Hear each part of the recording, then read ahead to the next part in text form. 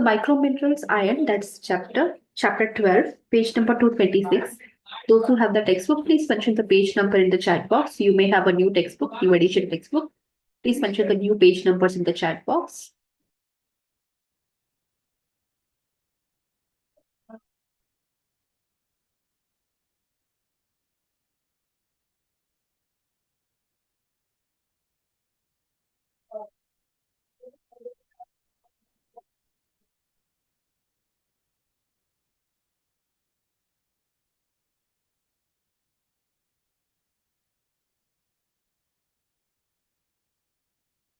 Two 231 in the new textbook, page number 231.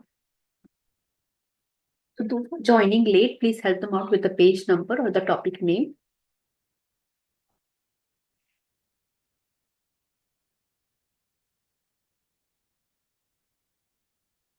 So microminerals iron. So your entire body, it contains around 2.5 to 4 gram of iron. So that's why it's a micromineral. It's a very important mineral. Iron is a very important mineral, but you still require it in very trace amount on a daily basis. Okay. So it comes under trace minerals, microminerals. Microminerals are those important minerals in your nutrition that your body requires on a regular basis, on a daily basis, but in very trace quantities. Okay. And even though iron around we require the as if we compare iron to other minerals, other trace minerals like iodine, okay, selenium, cobalt, all these other trace minerals, the iron's requirement on a daily basis is still higher, okay, but still it's a trace mineral because it's not even 50 mg.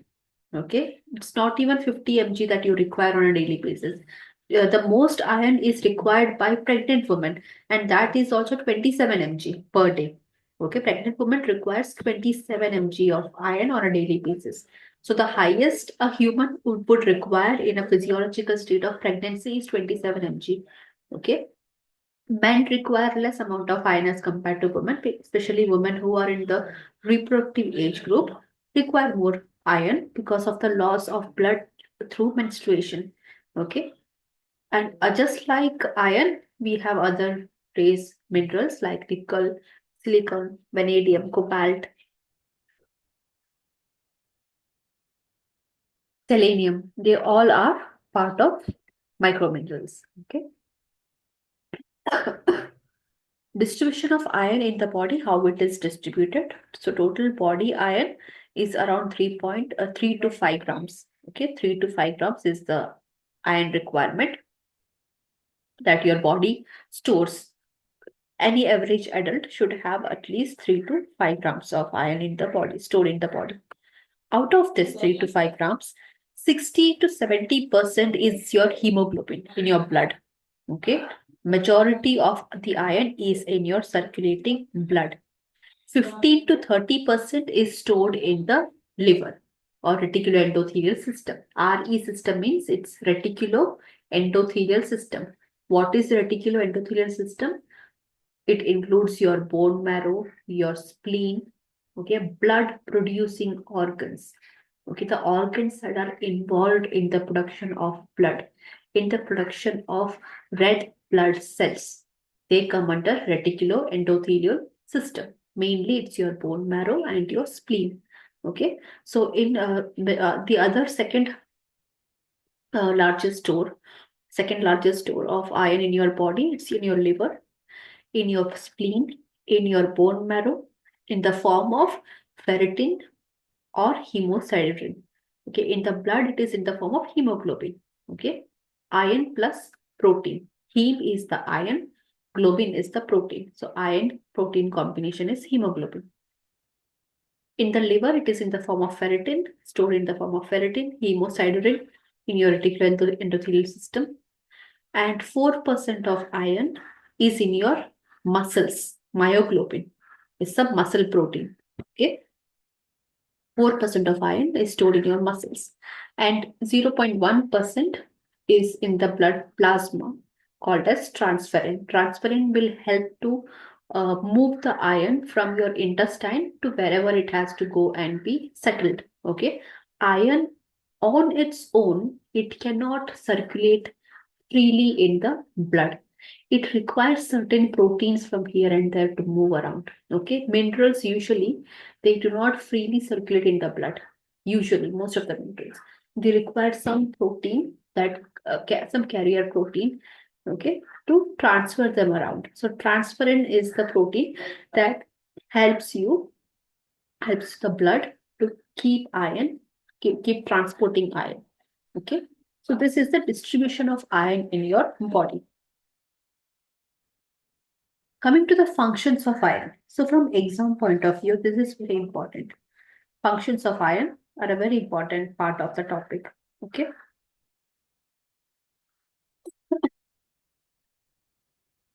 Transport and storage of oxygen.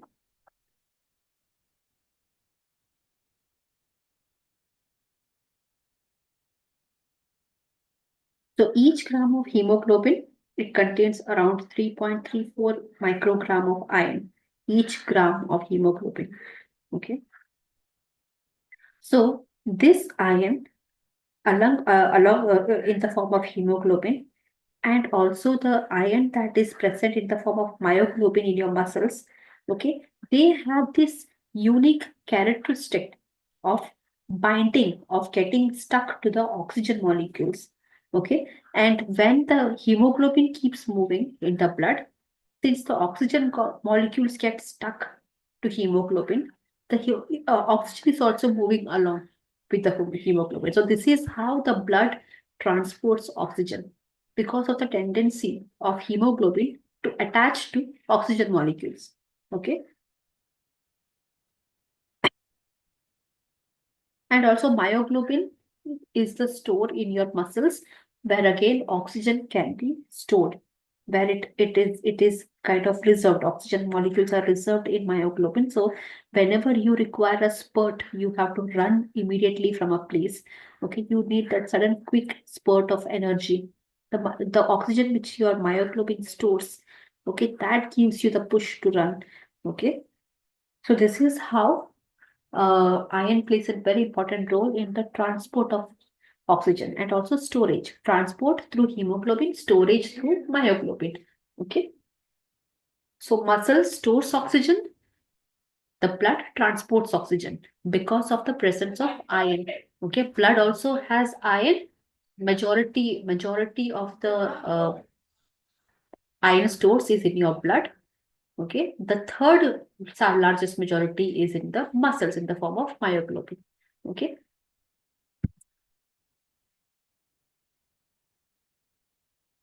So cofactor of enzymes and other proteins.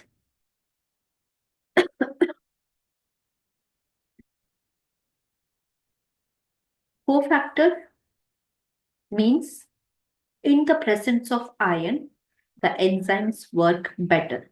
The enzymes are able to function properly. That is cofactor. Okay. They participate. The iron also participates in the enzymatic reactions for it to be successful. Okay.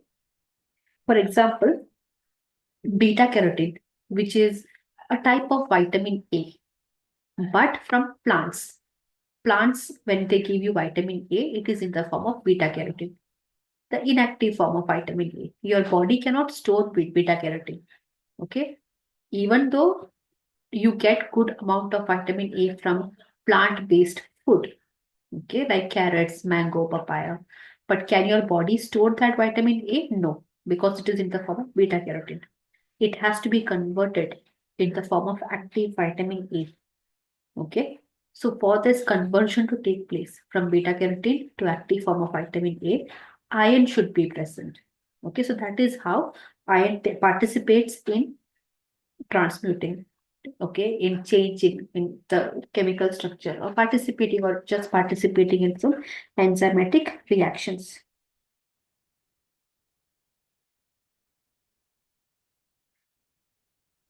And synthesis of purines, like to make DNA and RNA, deoxyribonucleic acid, ribonucleic acid. Okay, so for the production of this, iron is required. So for your healthy RNA and DNA structure in your body, iron is required. Synthesis of carnitine. Carnitine is a vitamin-like substance. Okay, it helps you to move the fat from one point to another. Okay, it helps in lipolysis, breakdown of fat in your body, like with the movement of fat. It will not allow the fat to be stored in one place. Carnitine helps the fat to move around. Okay, so your body can make carnitine, but for your body to make carnitine, you should have enough iron. Okay, synthesis of collagen. Collagen is present under your skin. Collagen fibers gives that youthfulness to your skin. Okay, for the production of collagen, iron is required. So there are different functions in which the iron acts as cofactor. Okay, where the presence of iron is required for a successful reaction to take place, to a successful synthesis to take place. Synthesis is production within your own body. Okay.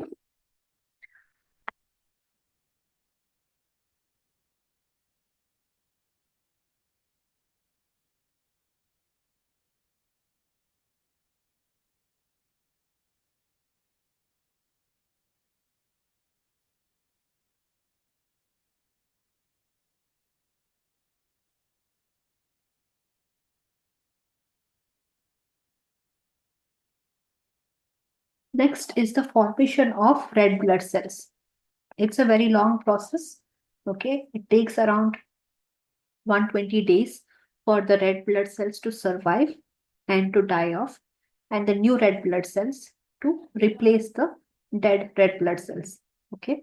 So formation of red blood cells is a very long process. It takes place in your bone marrow. Okay. So bone marrow has stem cells. There are specific stem cells that can uh, that can evolve into new cells. Okay, so hemocystoblast is a stem cells which evolve into blood cells. Okay, and among the hemocystoblast, there are few cells that will evolve into proerythroblast. So whenever you hear the term blast, okay, BLAST, blast at the end of any cell, it means it's immature. Okay, like the erythroblast. Erythro means red color. Erythro means red. Anything that is red in color, the medical term for it is eryth. Okay.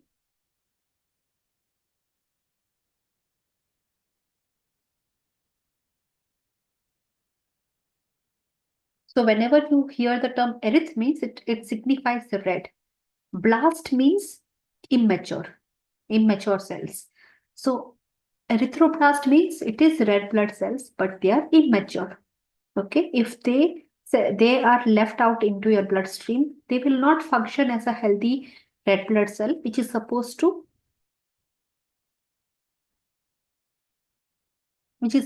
transport oxygen. That will not happen. Okay. So inside the bone marrow, the immature red blood cells have to undergo its evolution, get matured, lose its nucleus. Red blood cells don't have a nucleus. White blood cells have their nucleus. Okay.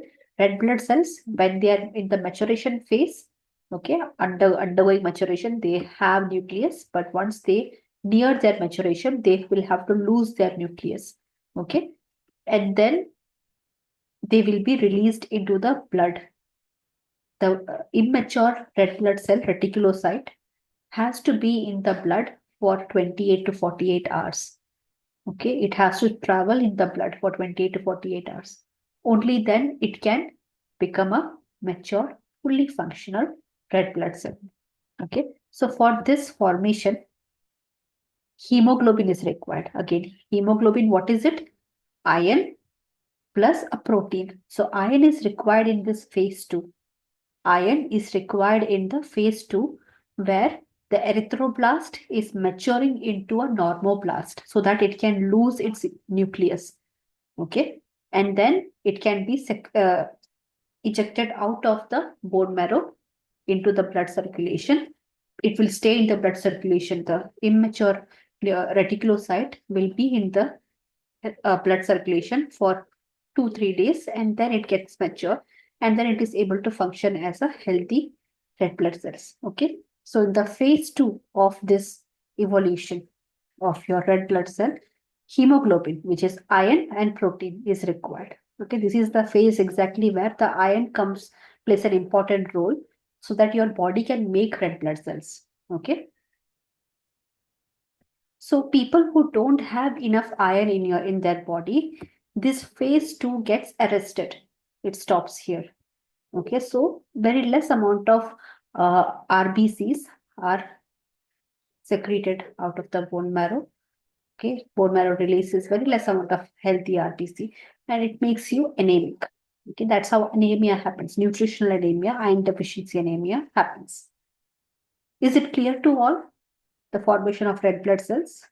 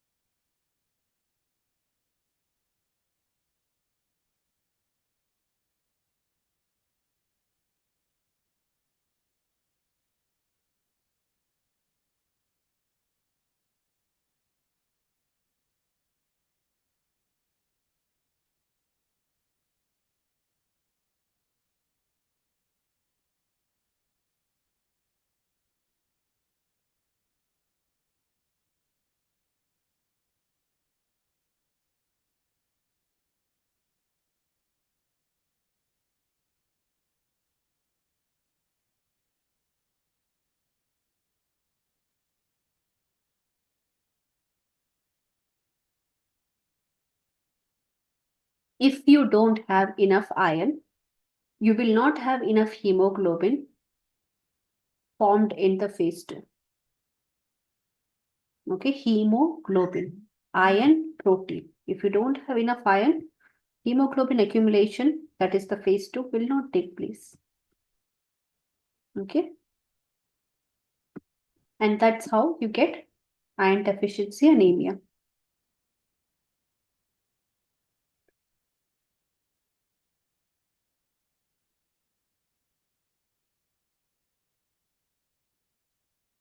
Coming to absorption, how the iron is absorbed in the body. Okay, from the food that you eat. From the food that you eat, am I audible to all?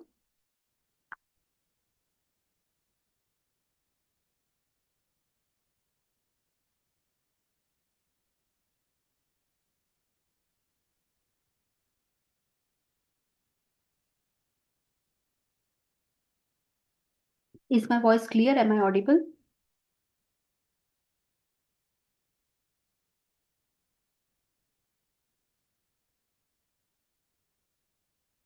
Am I audible now?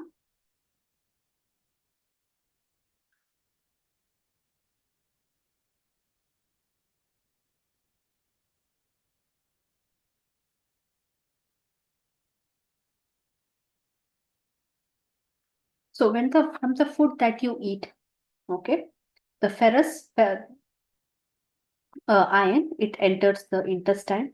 Okay, once it is inside the intestine, ferritin, okay, will store that ferritin in the form of ferritin. It is stored in your intestine. Okay, then ferroportin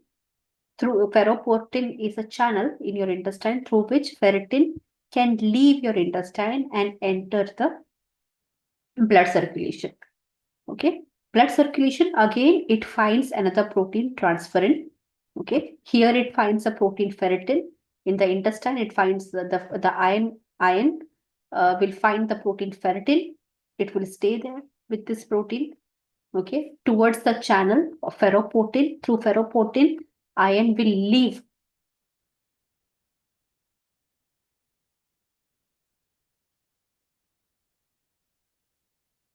Am I audible now?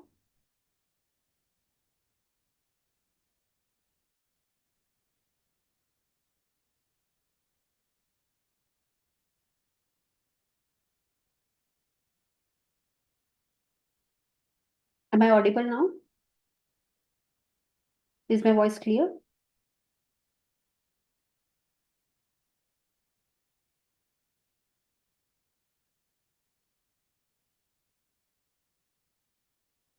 Am I audible now? Is my voice clear?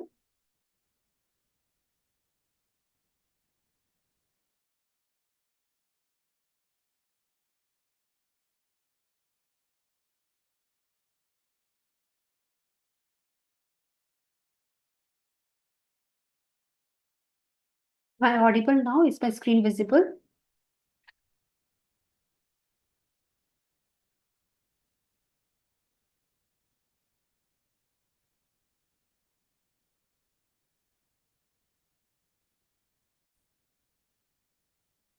Am I audible? Is my screen visible?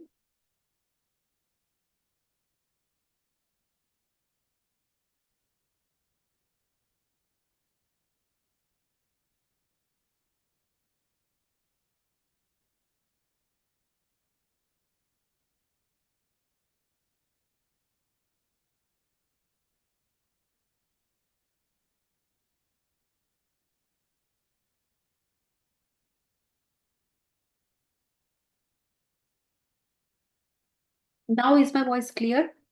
We are having a lot of network issues, I guess. Am I audible now?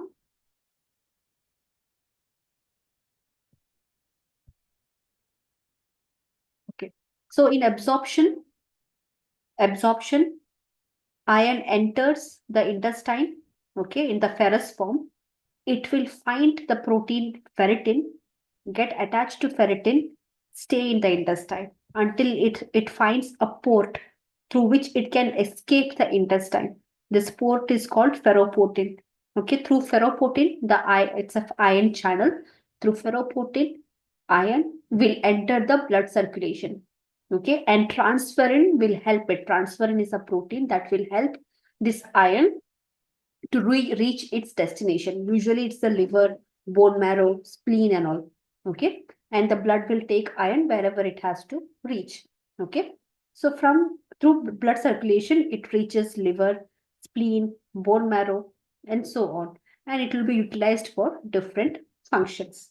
Okay. So this is the absorption. So ferritin and transferrin, remember this, ferritin and transferrin, they play a very important role making sure that iron stays where it is supposed to stay and iron moves from where it is supposed to move.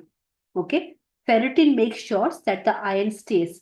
And you will find ferritin not only in the intestine, but also in the liver, where again you have iron storage. In the spleen, again you have a iron storage here. Wherever in the body ferritin is there, means iron is stored there. Okay, wherever in the body transferrin is there, that is your blood, means iron is is being helped to move from here. Okay, is it clear? Is the absorption clear to all?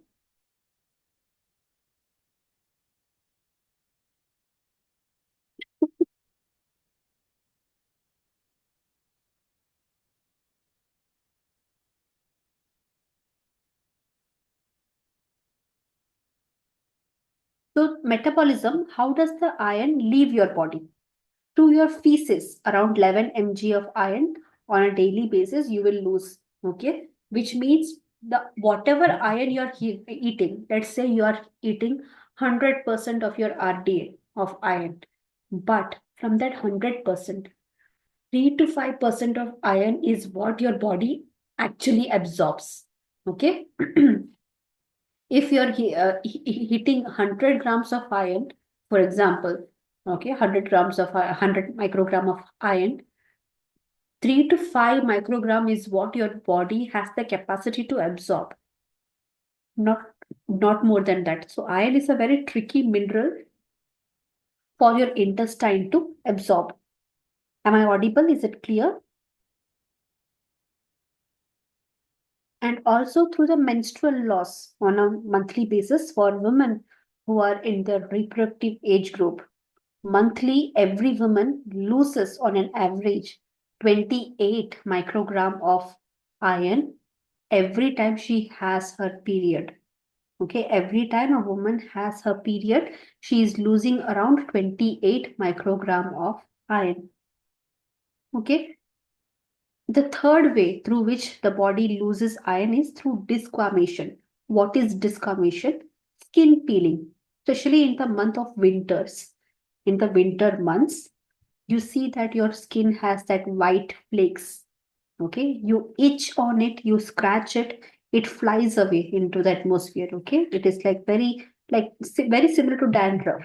Okay, your skin becomes very whitish, flaky, itchy. Okay, and the skin is like when you scratch it, it is like peeling off. It is so lightweight, it just peels off into the atmosphere. That is desquamation. Okay, through desquamation also you are losing around 1 mg of iron. So these are the three main areas through which you lose iron from your body: through your feces, that is you pass your motion on a daily basis. Okay, menstrual loss in women, desquamation, that is skin peeling through, and especially in the months of winters. Okay, and that is how nature also has its balance, which is the season through in which you find most of the green leafy vegetables available. In which season do you find most of the green leafy vegetables available?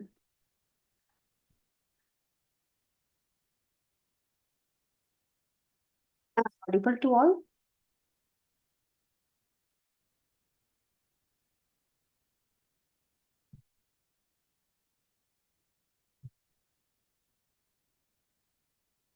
Am I audible to all?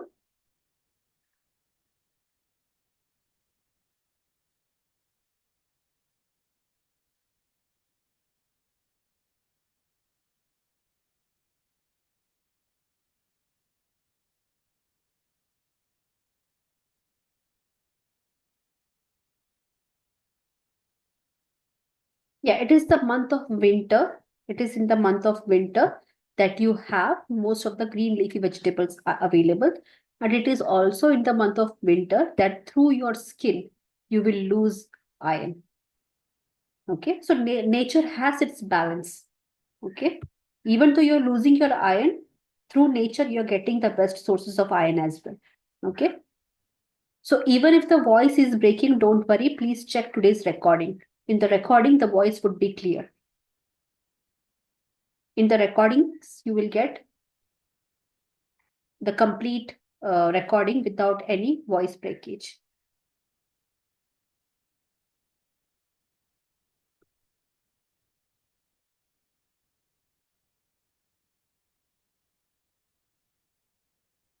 So the other part of the chapter we will discuss next week, because we are having a lot of voice issues, network issues right now. We